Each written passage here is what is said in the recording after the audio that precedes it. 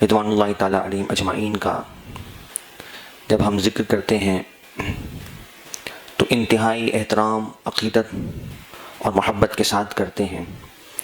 اور ان کے ذکر کو اپنے لیے باعث خیر اور نجات سمجھتے ہوئے کرتے ہیں۔ لیکن ائمہ اہل بیت رضوان اللہ تعالیٰ علیہم اجمعین کے بارے میں باطل نظریہ رکھنا، غلط عقیدہ رکھنا، جس سے ایمان کی بنیاد متزلزل ہوتی ہو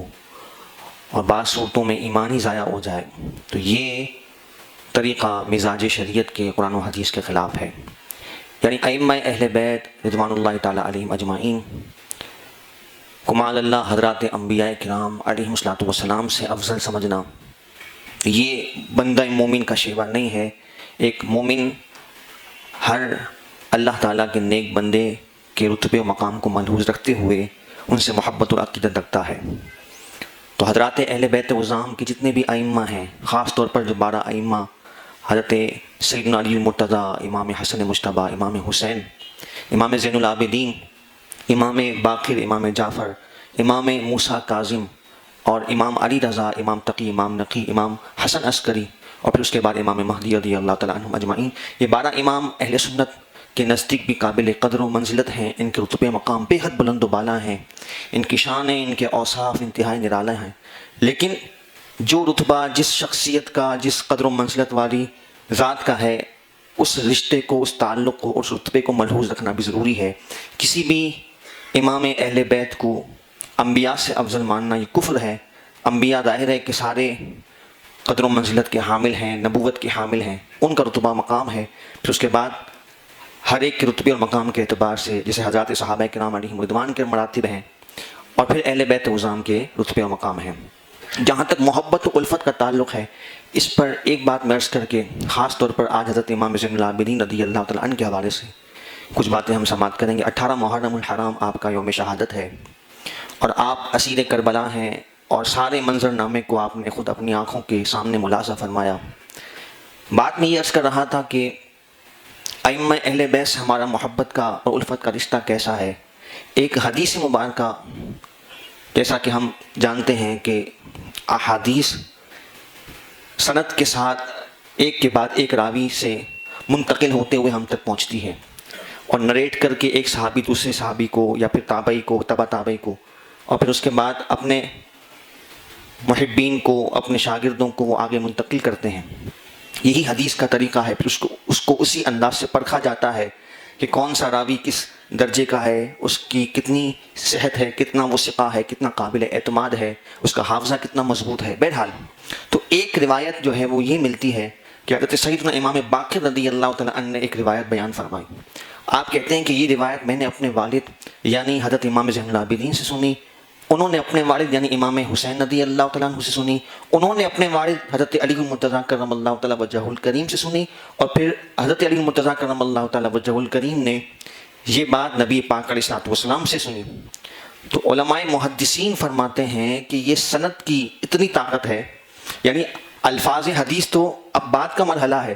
صرف ان راویوں کی ترتیب پر اگر بات کی جائے تو اللہ تعالیٰ نے ان عظمت والی ہستیوں کو وہ شان و مقام عطا فرمایا ہے کہ یہ سند کسی دیوانے پر پڑھ کر پھونک دی جائے، اللہ تعالیٰ اس کی عقل درست فرما دے گا۔ یہ ہے علماء محدثین کا حضرات اہل بیت سے محبت اور الفت کا اور نسبت کا تعلق ہے۔ بہرحال انہی ائمہ اہل بیت میں حضرت سیدنا امام زین العابدین رضی اللہ تعالیٰ عنہ اجمعین ہے کہ آپ حضرت امام علی مقام امام حسین کے بیٹے ہیں۔ 3 آپ کے بیٹے مشہور ہیں، حضرت علی اکبر، حضرت علی اوسط اور حضرت علی اصغر۔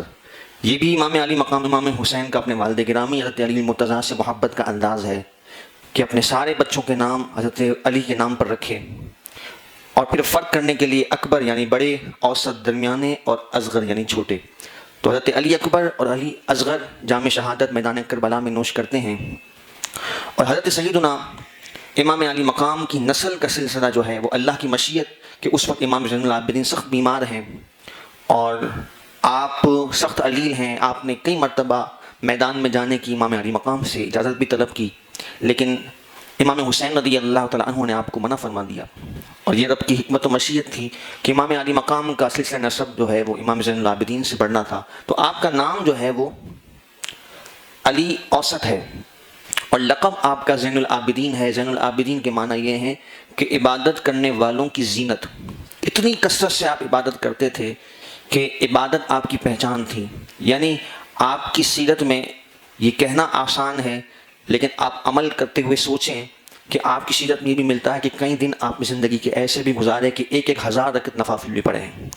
یہاں پر 17 رکعتیں فرائض اور واجبات کی بنتی ہیں، وہ ادا کرنا ہمارے لیے معاذ اللہ ایک ہم اس کو بوجھ بنا لیتے ہیں، جو کہ عبادت کے حسن کے ہی اور مقصدیت کے ہی خلاف ہے۔ لیکن ان احوال کو جب ہم سنتے ہیں تو اس کے سننے کا مقصد ہی یہ ہے کہ ٹھیک ہے ان کی شان بہت بلند و بالا ہے، ان کا تقویٰ بہت بلند و بالا ہے،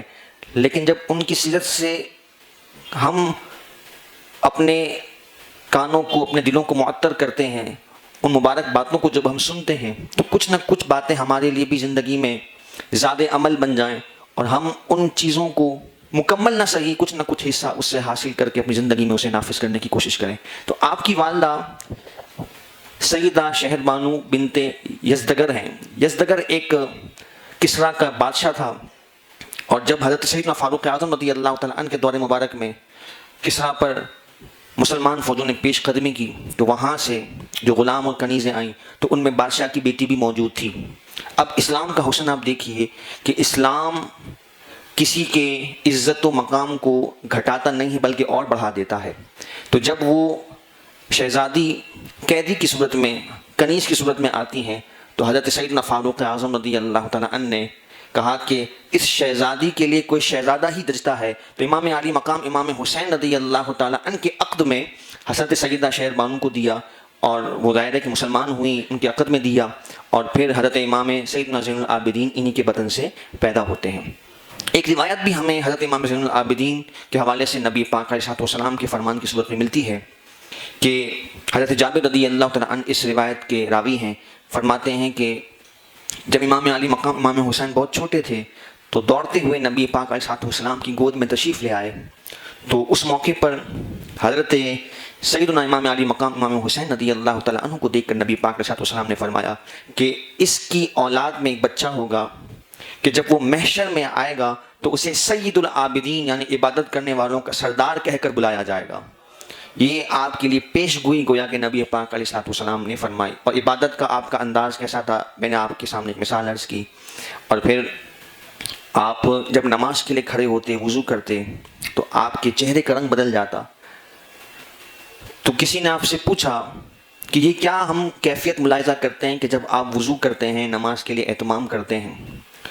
تو بات ساری تربیت کی ہے، ہمارے لیے اس میں پیغام ہے اور حسن عبادت کا ایک درس ہے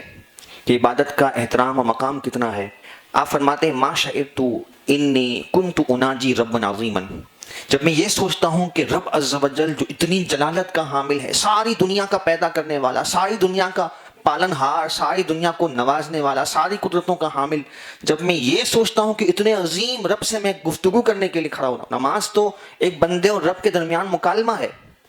تو آپ فرماتے ہیں اب آپ سوچیں کہ ان کی نماز کا معیار کیا ہے اور اسلوب کیا ہے، تو وہ کہتے ہیں کہ جب میں یہ سوچتا ہوں کہ کس عظیم رب کی بارگاہ میں میں عبادت کے لیے کھڑا ہونے جا رہا ہوں تو میرے وجود پر ایک لرزہ طاری ہوتا ہے اور میرے چہرے کا رنگ متغیر ہو جاتا ہے۔ اور یہی معاملہ جب آپ حج بیت اللہ کے لیے تشریف لے جا رہے تھے، اور جب حاجی نیت کرتا ہے تو نیت کرنے کے بعد تلبیہ پڑھتا ہے لبیک اللہم لبیک لبیک لا شریک لک لبیک، تو جب یہ الفاظ آپ ادا کرنے لگتے تو آپ پر ایک خوف کا غلبہ طاری ہوتا، خشیت الہی کا غلبہ طاری ہوتا اور آپ بے ہوش ہو جاتے۔ اس کا معنی یہ ہے کہ اے اللہ میں حاضر ہوں۔ تو آپ کو جب افاقہ ہوا، آپ کی طبیعت اور کیفیت جب متوازن ہوئی تو کسی نے پوچھا کہ یہ آپ پر کیا کیفیت طاری تھی؟ تو آپ فرمانے لگے کہ میں اتنا بڑا دعویٰ کر رہا ہوں کہ اے اللہ میں تیری بارگاہ میں حاضر ہوں، اگر اللہ تعالیٰ کی بارگاہ سے مجھے لا فرما دیا گیا، لا لبیک، کہ تو حاضر نہیں ہے یا تیری حاضری قبول نہیں ہے تو میں کہاں جاؤں گا؟ تو کتنے سارے حجاج ہر سال حج کرتے ہیں، عمرے کی ادائیگی کے لیے جاتے ہیں اور یہ ورد اور یہ کلمات اپنی زبان پر لاتے ہیں، لیکن امام عالی مقام امام زین العابدین رضی اللہ تعالیٰ عنہ ایک پیغام دے رہے ہیں کہ جب یہ الفاظ زبان پر لائے جاتے ہیں تو اس الفاظ کی قیمت کتنی زیادہ ہے اور کتنا بڑا دعویٰ ایک زائر، ایک حج کرنے والا، ایک عمرہ ادا کرنے والا اپنی زبان سے ادا کر رہا ہوتا ہے۔ تو اس الفاظ کو، اس کی روح کو اگر سمجھا جائے تو یہ امام عالی مقام امام زین العابدین رضی اللہ تعالیٰ عنہ کی شخصیت آپ کے عمل سے سمجھا جا سکتا ہے۔ اور پھر آپ دیکھیں ایک موقع پر حضرت امام زین العابدین رضی اللہ تعالیٰ عنہ نماز پڑھ رہے ہیں، عبادت کا ذوق اور عبادت کا ڈھنگ، عبادت میں ذوق، یہ وہی امام زین العابدین ہیں کہ جو امام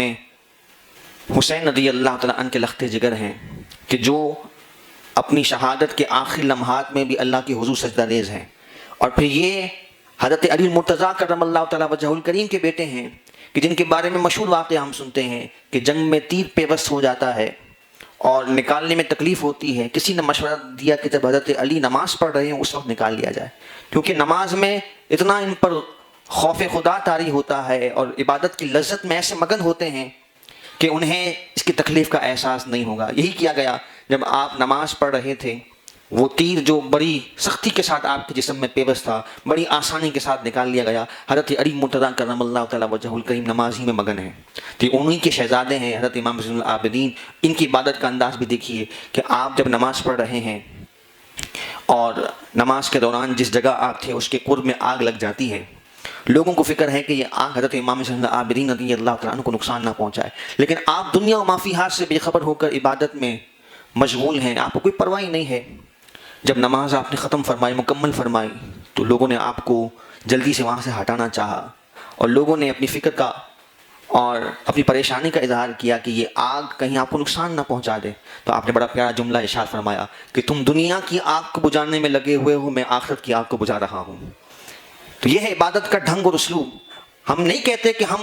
اسی معیار پر اپنے آپ کو لانے میں کامیاب ہو جائیں، لیکن کچھ نہ کچھ جستجو کوشش تو کی جا سکتی ہے کہ عبادت میں کوئی یکسوئی ہو، کوئی ذوق ہو، اور ایک صرف فارمیلٹی یا ایک ذمہ داری پوری کرنے کی حد تک نمازوں کی ادائیگی نہ ہو، بلکہ کچھ ذوق میسر ہو، کچھ عبادت کی لذت میسر ہو، اور جو یہ پاکان امت، یہ پاکیزہ لوگ، خاندان نبوت کے جو افراد جو طرز عمل عبادت کا ہمارے لیے پیش کر رہے ہیں، اس کا کچھ نہ کچھ حصہ ہمیں بھی میسر آ جائے۔ اور پھر حضرت امام زین العابدین کی طبیعت میں جب سے واقعہ کربلا ہوا تھا، اور یہ فطری بات ہے، آج صدیوں بعد جب ہم بھی واقعہ کربلا کو سنتے ہیں، خاص طور پر ان ایام میں، تو حضرات اہل بیت سے محبت کرنے والے کے جذبات علیحدہ ہوتے ہیں، اور خاص طور پہ خود امام زین العابدین رضی اللہ تعالیٰ عنہ جنہوں نے سارے اس منظر نامے کو اپنی آنکھوں سے ملاحظہ فرمایا ہو، سارے ان حالات سے واقف ہوں اور ایک ایک فرد کو شہید ہوتے ہوئے دیکھا ہو، ان کی کیفیت کیا ہوگی۔ تو آپ کے بارے میں راوی اور سیرت نگار یہی کہتے ہیں کہ جب سے واقعہ کربلا ہوا اس کے بعد سے امام زین العابدین کو کسی نے مسکراتا ہوا نہیں دیکھا، آپ ہمیشہ غمگین رہتے۔ تو کسی نے آپ سے پوچھا کہ یہ آپ پر غم کی کیفیت طاری رہتی ہے، اس کو کیسے دور کیا جائے، یعنی یہ ختم ہونی چاہیے؟ تو آپ نے بڑا اہم جملہ اس سے ارشاد فرمایا جو مناظر میں دیکھ کے آیا ہوں، اگر وہ مناظر تو دیکھ لیتا تو یہ بات پوچھنے کبھی تجھے مت نہ کرتا۔ اتنے سخت حالات میں اتنی استقامت کے ساتھ کھڑے رہنا اور پھر اہل خانہ کی نمائندگی کرنا، اور پھر یہاں تک بات ختم نہیں ہوئی، اس خاندان کے خون میں ہی اللہ تبارک و تعالیٰ نے غیرت و حمیت رکھی ہے۔ خاندان نبوت کی کیا شان ہے کہ اتنا ظلم، اتنا جبر ہونے کے باوجود اور ظالم کے اتنی قوت میں ہونے کے باوجود بھی جب امام زین العابدین رضی اللہ تعالیٰ عنہ جب خود یزید کی بارگاہ میں جب انہیں لایا گیا تو آپ نے بڑا سخت کلام فرمایا، اور کوئی اس کے عہدے کی آپ نے رعایت نہیں فرمائی، اور آپ نے جو مورخین نے جو مکالمے لکھے ہیں بڑی سختی سے آپ نے یزید کے ساتھ کلام کیا، اور پھر یزید کو آپ نے حکم فرمایا کہ مجھے جمعہ کا دن ہے، دمشق کی جامع مسجد میں خطبہ دینے کی اجازت دی جائے۔ پہلے تو اس نے منع کیا، پھر اس نے اجازت دی اپنے اس گھناؤنے جرم کو چھپانے کے لیے۔ لیکن جب حضرت امام زین العابدین رضی اللہ تعالیٰ عنہ خطبہ دے رہے تھے اور اس خطبے میں آپ کی جلالت اور پھر آپ نے واقعہ کربلا کی طرف جب بات کرنا شروع کی، تو یزید نے اس وقت جو مؤذن تھا اس کو اذان کہنے کا حکم دے دیا، اور وہ ظاہر ہے کہ مغلوب تھا، اس نے فوراً اذان پڑھ دی اور پھر نماز قائم کر دی گئی۔ ورنہ حضرت امام زین العابدین نے نہ اس کے دارالخلافہ کا کوئی لحاظ کیا، نہ اس ظالم کی حکومت کا، اس کی حکمرانی کا کوئی لحاظ کیا، بلکہ آپ علیل ہونے کے باوجود بھی اور بظاہر اسباب نہ ہونے کے باوجود بھی حق گوئی آپ نے ترک نہیں فرمائی. یہ امام زین العابدین کی سیرت اور آپ کی شخصیت ہے. اور پھر آپ کی سخاوت کا عالم جو آپ کی سیرت میں ملتا ہے، یہ بھی اس خانوادے کی پہچان ہے کہ ہر موقع پر اپنی ضروریات کو ترک کر کے دوسروں کو نوازنا، دوسروں کی ضروریات کو پورا کرنا. 3 مرتبہ ایسا آپ کی سیرت میں ملتا ہے کہ آپ نے اپنا سارا مال انتہائی وسعت کے باوجود بھی اللہ کی راہ میں صدقہ کر دیا. یعنی اگر ایک سوئی بھی آپ کے پاس موجود تھی، آپ سوچیں ایک سوئی بھی موجود ہو، آج کی تاریخ میں ہم اپنے آپ پر غور کر لیں کہ ہم یہ سوچیں کہ ہمارے پاس جتنا مال موجود ہے آج کے دن ہم سارا کا سارا زیرو کر دیں، تو یہ زبان سے کہنا شاید آسان ہو، لیکن عمل کرنا یہ حضرت امام زین العابدین نے اپنی زندگی میں 3 مرتبہ ایسا فرمایا. بعض روایت میں 2 مرتبہ ملتا ہے، بعض میں 3 مرتبہ ملتا ہے. تو 2 مرتبہ بھی اگر مان لیا جائے تو 2 مرتبہ پورا کا پورا اپنا مال بالکل ختم کر کے سارا کا سارا اللہ کی راہ میں صدقہ کر دینا. اور پھر آپ کی سخاوت کا انداز یہ تھا کہ آپ چھپ کر سخاوت فرمایا کرتے اور لوگوں کے گھروں میں جا کر پیسوں کی رقم کی تھیلیاں ڈال کر آ جاتے اور گھر کے باہر اناج چھوڑ کر چلے جاتے. تو آپ کا ایک رشتہ دار تھا، وہ آپ کو برا بھلا کہتا تھا اور کہتا تھا کہ رات میں ایک شخص آتا ہے، وہ بڑی خدمت کرتا ہے، وہ بڑا اچھا ہے.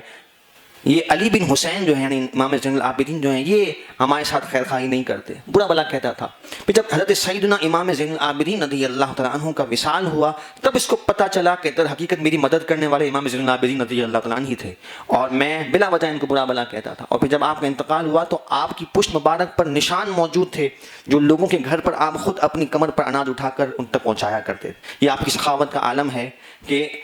حالانکہ ایسے خدام بھی موجود ہیں جو آپ کی طرف سے یہ خدمت انجام دینے کو تیار تھے، لیکن اللہ کی راہ میں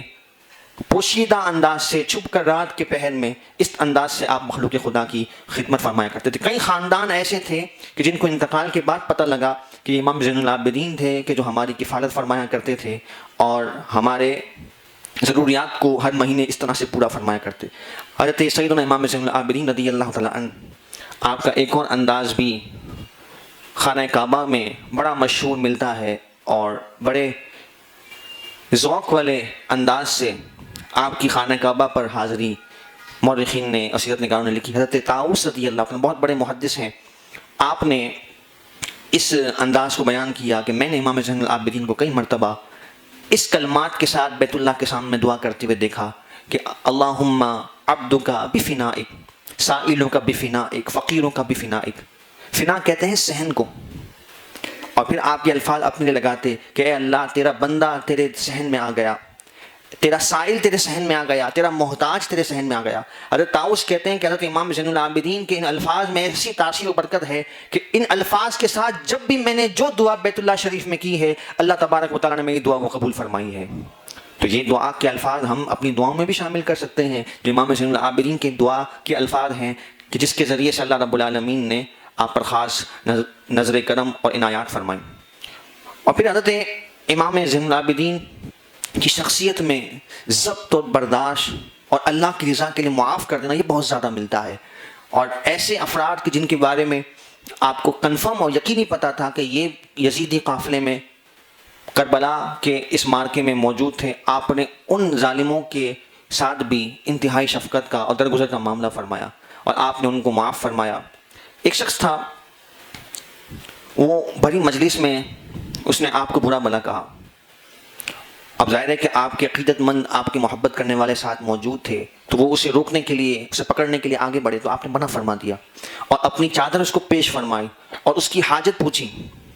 اور اس کے ساتھ سخاوت کا معاملہ کیا. بڑا شرمندہ بھی ہوا اور اس نے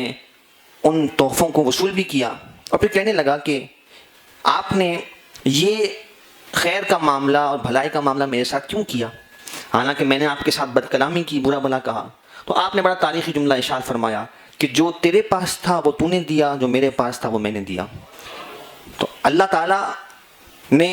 عفو درگزر میں بڑی عظمت رکھی ہے. حدیث مبارکہ ہے، نبی کریم علیہ السلام نے ارشاد فرمایا من تواضع للہ فقد رفعہ اللہ، کہ جو اللہ تبارک و تعالیٰ کے لیے عاجزی انکساری کرتا ہے اللہ تبارک و تعالیٰ اسے بلندی عطا فرماتا ہے. اور جو حق پہ ہونے کے باوجود بھی اپنی ذات کا جہاں معاملہ ہو وہاں وہ درگزر سے کام لے تو اللہ تعالیٰ اس کی عزت کو بلندی عطا فرماتا ہے. اور پھر یہ واقعہ بھی مفسرین نے آپ کے احوال میں بیان فرمایا والکاظمین الغیظ والعافین عن الناس، یہ آیت کریمہ کے تحت جہاں پر غصہ ضبط کرنے کا اپنی ذات کا جہاں معاملہ ہو یہ ذکر ملتا ہے اور معاف کرنے کا ذکر ملتا ہے، تو اس آیت کے تحت مفسرین نے واقعہ حضرت امام زین العابدین کا نقل فرمایا ہے کہ آپ کا ایک چھوٹا بچہ تھا اور ایک کنیز گرم سیخ لے کر آ رہی تھی، اور وہ گرم سیخ جو ہے وہ بچے پر گر جاتی ہے اور وہ بچہ اس کی وجہ سے شہید ہو جاتا ہے، انتقال کر جاتا ہے۔ اب ایک طرف آقا، ایک طرف غلام کنیز،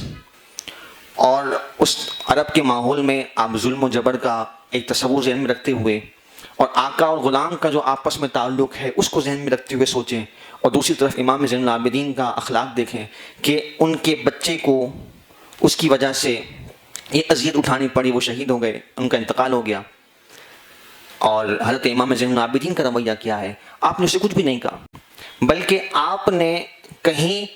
کوئی ایسا عمل فطری طور پر صادر نہ آ جائے، آپ نے اس کنیز کو آزاد فرما دیا اور آپ نے اسے حسن اخلاق کے ساتھ رخصت فرما دیا کہ اگرچہ یہ کام غلطی میں ہوا ہے لیکن حضرت امام زین العابدین رضی اللہ تعالیٰ عنہ بجائے اس کے کہ کوئی اس سے بدلہ لیا جائے، انتقام لیا جائے یا کوئی اس سے سختی کے ساتھ معاملہ کیا جائے، آپ جو ہے اس کنیز کو آزاد فرما دیتے۔ یہ ہے آپ کا حسن اخلاق اور صبر کا اعلیٰ ترین منصب۔ یہ زبان سے کہہ دینا بہت آسان ہے، لیکن جہاں اپنی ذات کا معاملہ ہو وہاں اتنا ضبط کرنا، اتنے غصے کو پی جانا اور اتنے درگزر سے کام لینا، یہ ہے اس خانوادہ نبوت کی پہچان اور ان کا طرز عمل۔ اور پھر جتنی بھی آزمائش زندگی میں آئیں ان میں اگر یوں کہا جائے تو غلط نہ ہوگا، چاہے وہ معرکہ کربلا ہو، چاہے وہ اس کے بعد کی معاملات ہوں،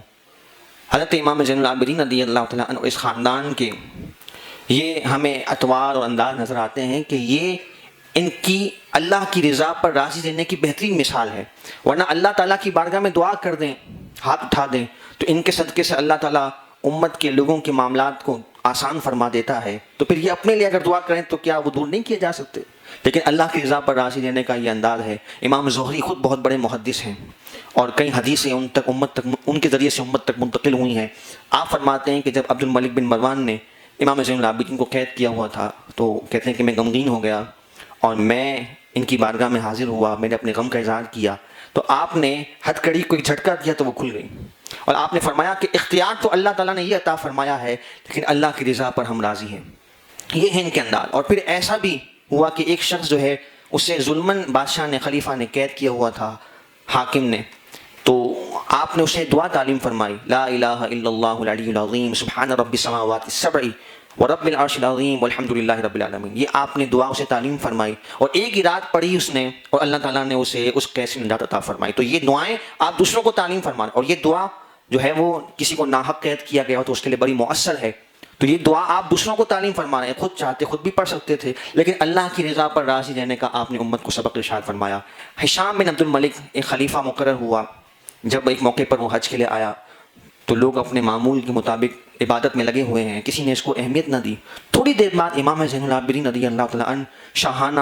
اور اس گھرانے کی جو شان و شوکت ہے اس کے ساتھ جب آپ تشریف لائے تو لوگوں نے آپ کے راستہ کرنا شروع کر دیا، اور حجر اسود پہ رش لگا ہوا تھا حضرت امام زین العابدین کے لیے، وہ رش ہٹ گیا، آپ نے بڑی آسانی کے ساتھ بوسہ دیا اور طواف شروع فرما دیا۔